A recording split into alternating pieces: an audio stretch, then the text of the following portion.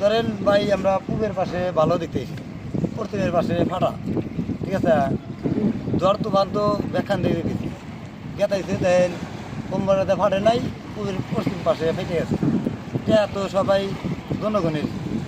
জনগণেরই টাকা পয়সা, তাহলে কাজ তো করছে পল্লী, এই কাজের মধ্যে এলামেলা ভুল বাজা পূবে ভালো আছে মারা হয়েছে কাম, তো পল্লী ফাটলি ব্যাখ্যান দিয়ে ফাটে লাগবে, আর না ফাটলি কোনালে ফাটবো না, তাহলে অর্ধেক ফাটে নাই অর্ধেক ফাটছে।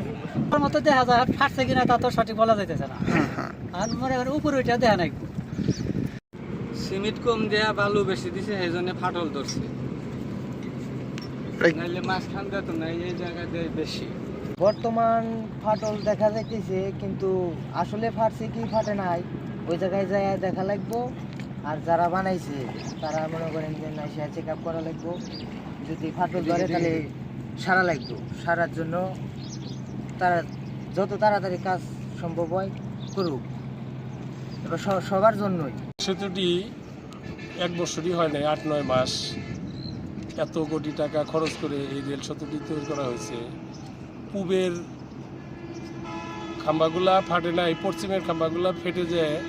মানুষের কাছে একটা শঙ্কা তৈরি হয়েছে যে এটা যে কোনো সময় দুর্ঘটনা ঘটতে পারে।